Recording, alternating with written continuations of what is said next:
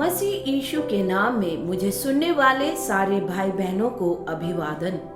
आप यीशु मसीह के मन के श्रृंखला में दूसरे भाग को सुनने जा रहे हैं। इस भाग का शीर्षक है अविभाजित मन या एक चित्त मन।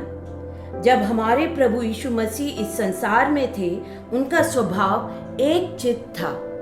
मत्ती रचित सुसमाचार उसके 32वां अध्याय 37वें वचन में ऐसा लिखा है, तू परमेश्वर अपने प्रभु से अपने सारे मन और अपने सारे प्राण और अपनी सारी बुद्धि के साथ प्रेम रख। यह सबसे बड़ी और सबसे पहली आज्ञा है। मसीह यीशु ही एकमात्र आदर्श उदाहरण हैं जिन्होंने इस वचन को पूरा करके हमें दिखाया। यीशु मसीह ने अपने बाल्यावस्था में ही उनके वचन और उनके कार्यों के द्वारा अपने स्वर्गीय पिता से परिपूर्ण भक्ति प्रकट की। उदाहरण के लिए एक संदर्भ में बालक यीशु अपने माता पिता से कहे, तुम मुझे क्यों ढूंढते हो? क्या नहीं जानते थे कि मुझे अपने पिता के भवन में होना अवश्य है?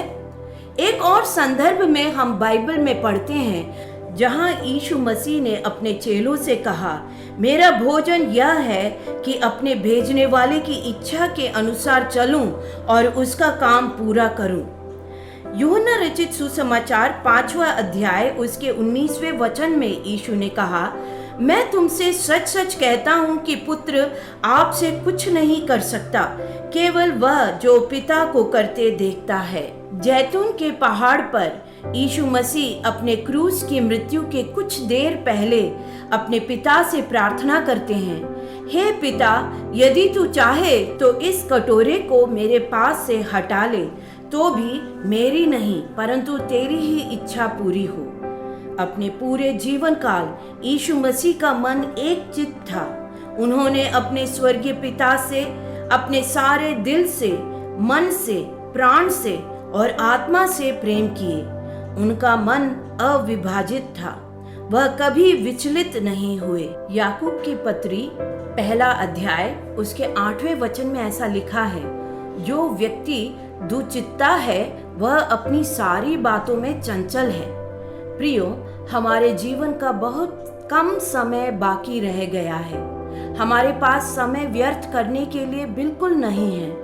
अगर हमारा मन दुचित्ता है और कई चीजों में विभाजित हुए तो हम अपने समय, आरोग्य, दिनों को फालतू में बर्बाद कर रहे हैं और जीवन के अंत में हम बहुत पछताएंगे।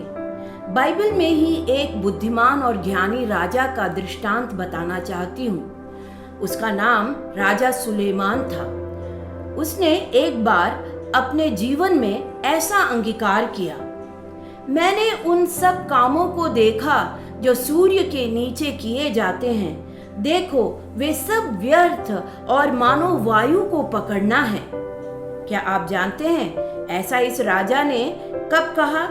जब वह बूढ़ा हो गया, यानी उसके जीवन के अंत में। उसने अपनी सारी जिंदगी सर्वशक्तिमान परमेश्वर से दूर बिताया। उसके अनगिनत पत्नियों को खुश करने के लिए उनके देवी देवताओं के पीछे उसने मन माना काम किया और जीवन के अंत में वह पश्चाताप करता है और रो रहा है कि हाय, मैंने अपने समय को व्यर्थ कर दिया।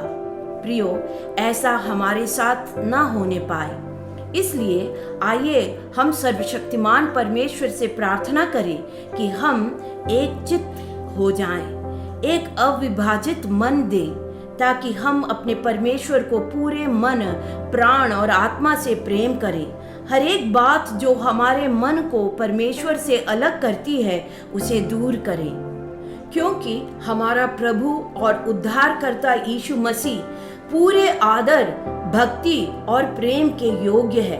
आइए प्रार्थना करें। हे हमारे स्वर्गीय पिता परमेश्वर, आज के वचन के लिए धन्यवाद। यह वचन अनुसार मुझे एकाग्र मन दे, मेरे दुचित्ते स्वभाव को दूर करें। आपके इस पावन स्वभाव को जो यीशु मसीह द्वारा हमने सीखा है, हम अनुकरण करने पाएं। इस प्रार्थना को हमारे प्रभु यीशु मसीह के ही नाम से मांगते हैं, सुनिए और ग्रहण कीजिए। आमीन।